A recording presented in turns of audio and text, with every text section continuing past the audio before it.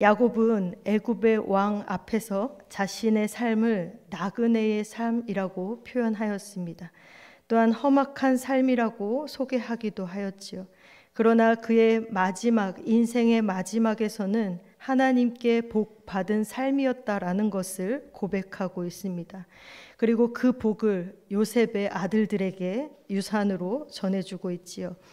요셉은 아버지 야곱이 병들었다는 소식을 듣고 마지막을 예감하며 두 아들과 함께 고센 땅으로 갑니다.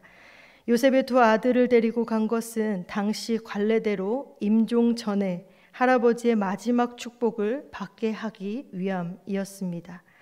요셉은 애굽의 총리의 권한과 능력으로 자녀들에게 물질과 지위를 남겨줄 수 있었습니다. 하지만 아버지 야곱의 믿음이 더 귀하게 여겼기에 아들들이 마지막 순간을 놓치지 않고 축복을 받을 수 있도록 아버지에게로 데려가고 있는 것입니다. 우리도 믿음의 유산을 가장 가치 있게 여기며 우리의 자녀들에게 전수해야 할 것입니다. 요셉이 왔다는 소식을 들은 야곱은 육신이 쇠약한 상태였음에도 불구하고 힘겹게 일어나 몸을 일으키며 침상에 앉았습니다. 특별히 힘을 내어 라는 표현에서 영적인 축복을 위해 최선을 다하는 야곱의 의지를 느낄 수 있는 것이지요. 그리고 침상에 누워 있을 때는 야곱이었지만 힘을 내어 앉자 민족을 대표하는 이스라엘이라는 이름으로 불리게 되었습니다. 비록 그는 지금 육신적으로는 쇠하였지만 영적으로는 강건했음을 알 수가 있는 것이지요. 우리도 세월이 흐르고 몸이 쇠하고 연약해지겠지만 야곱처럼 영혼은 날마다 건강하고 온전하여질 수 있기를 바랍니다. 야곱은 요셉에게 하나님이 과거 가나안 땅 루스에서 나타나셔서 자신에게 복을 약속하신 일들을 들려줍니다. 야곱이 생육하고 번성하여 많은 후손을 얻게 하실 것이며 가나안 땅을 영원히 후손들의 소유가 되게 하시겠다라는 내용이었습니다. 야곱은 특별히 그 약속을 주신 하나님을 전능하신 하나님이라고 표현함으로 반드시 약속을 이루실 수 있는 분임을 나타내고 있는 것입니다. 우리가 믿는 하나님은 우리와 맺은 약속을 지키시기에 전능하신 분이십니다. 그 전능하신 하나님의 약속을 온전히 신뢰하며 야곱처럼 복의 여정을 걸을 수 있는 저와 여러분이 되시기를 바랍니다. 야곱은 하나님이 약속하신 복을 누릴 하나님의 언약 백성으로 요셉의 두 아들 에브라임과 므낫세를 양 아들로 삼고자 합니다. 이로써 에브라임과 므낫세는 각각의 한 지파가 되는 것이지요. 하나님은 이스라엘 민족을 어떠한 특정한 혈육으로 구성하지 않으셨습니다. 애굽인의 피가 섞인 요셉의 아들들도 이스라엘의 당당한 한 지파가 되었기 때문입니다. 오늘날 우리도 하나님의 거룩한 백성이 될 수 있었던 것은 하나님이 우리를 택하여 주셨기 때문입니다. 야곱은 요셉의 두 아들을 앞으로 나오게 하여 입맞추고 포옹하며 축복합니다. 과거에 눈이 어두웠던 이삭은 야곱에게 속아 장자의 복을 빌어주었지만 야곱은 눈이 어두웠음에도 하나님의 축복을 정확하게 전달하고 있는 것을 알 수가 있습니다.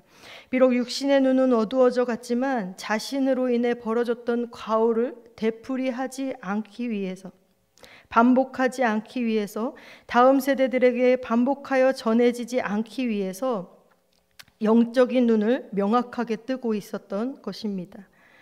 야곱은 오랜 세월 끝에 하나님께 받은 복을 깨닫고 그 복을 요셉의 아들들에게 유산으로 전해주고 있습니다. 우리 역시 야곱처럼 하나님의 복을 온전히 깨닫고 삶에서 누림으로 훗날 인생의 끝자락에서 우리의 자손들에게 가장 아름다운 유산을 전해줄 수 있기를 소망합니다. 야곱은 성경에서 처음으로 병들었다라고 기록되어진 사람입니다. 그만큼 그의 인생은 고달팠고 안식이 필요하였지요. 하지만 야곱은 마지막 순간까지 자신에게 주어진 사명을 완수하기 위하여 최선을 다하고 있습니다. 축복의 의식을 위해 요셉은 아버지 야곱에게 아들들을 이끌어오지요. 이에 야곱은 에브라임과 므낫세를 축복합니다. 받고자 하는 이도 주고자 하는 이도 모두 간절하고 사모한 마음을 가지고 있었습니다. 인생의 마지막 때에 신앙과 축복을 전수하는 통로로 쓰임받은 야곱의 모습이 참으로 귀하게 여겨집니다. 우리도 삶의 모든 순간에 하나님의 의복을 다른 이들에게 전하는 사람이 되어지기를 소망합니다. 야곱은 둘째인 에브라임 위에 오른손을, 첫째인 므낫세 위에 왼손을 엇바꾸어 놓습니다.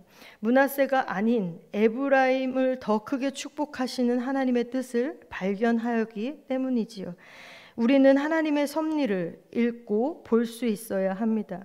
나의 생각을 바꾸시고 세상의 질서를 역전시키시면서 하나님의 주권대로 역사하시는 그 하나님을 우리가 온전히 따라야 하기 때문이지요.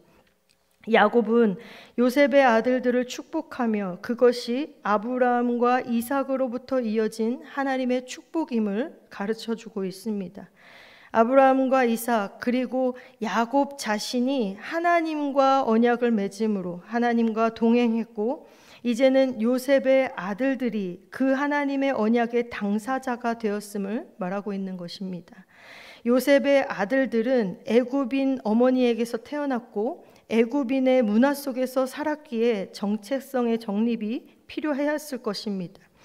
야곱은 그들의 정체성이 무엇인지 일깨워주므로 언약의 상속자이자 하나님의 사명자로 살아갈 수 있도록 격려하고 있는 것입니다. 하나님이 자신을 모든 환난에서 건지셨음을 다시 한번 생각하며 하나님의 사자가 함께하는 복을 전하고 있습니다. 야곱은 베델에서, 그리고 야복 강가에서, 그리고 다시 베델에서 하나님의 사자를 만났습니다. 하나님은 야곱의 모든 어려움과 위기의 순간에 그를 돌보시고 환난에서 건져 주셨습니다. 야곱은 그 특별한 하나님의 은혜를 자손들에게 전하고 싶어 했고 그들도 경험하기를 바랬던 것이었습니다. 우리도 지난 삶에서 우리를 돌보신 하나님을 기억하며 우리의 주변에 우리의 자녀들에게 전해야 할 것입니다. 야곱은 하나님이 그의 후손과 함께 하시어 그들을 가나안 땅으로 인도하시리라고 말하면서 칼과 활로 아모리 족속에게서 빼앗을 세겜 땅을 요셉이 차지하게 될 것이다 라고 예언합니다. 그런데 여기서 주목할 것은 요셉이 자신이 직접 가나안 정복 전쟁을 참여한 것처럼 말하고 있다는 것이죠. 이는 하나님의 약속의 성취가 너무나도 확실하고 분명하게 이미 이루어진 일처럼 확신하며 보여주고 있는 것입니다. 실제로 이 예언은 성취되었습니다. 우리는 하나님이 주신 약속에 대해 절대적인 확신을 가져야 합니다.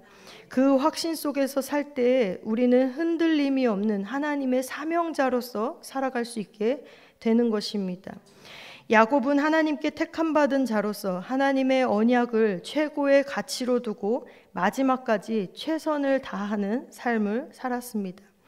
눈이 어둡고 앞이 보이지 않고 병들어 침상에 누워 있었음에도 불구하고 그의 영의 눈은 밝았고 그의 영혼은 강건하였습니다.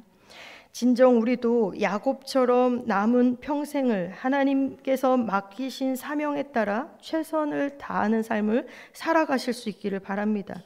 그리고 우리의 이웃과 자녀들에게, 우리의 다음 세대들에게 복음을 전하며 살아갈 수 있게 되기를 간절히 소망합니다. 기도하겠습니다. 하나님, 우리도 하나님께 택함받은 자로서 하나님의 언약을 최고의 가치로 두며 살아가게 하여 주옵소서. 우리에게 주어진 삶에 하나님께서 맡기신 사명을 따라 최선을 다하여 살게 하시고 이웃과 우리 자녀들에게 복음을 전하는 삶을 살아갈 수 있도록 인도하여 주옵소서. 하나님, 이 시간 마음과 생각과 육신의 질병으로 고통 중에 있는 성도들을 기억하여 주시고 긍휼과 자비로 함께 하시며 하나님의 말씀으로 성도들의 위로로 새 힘을 얻게 하여 주옵소서.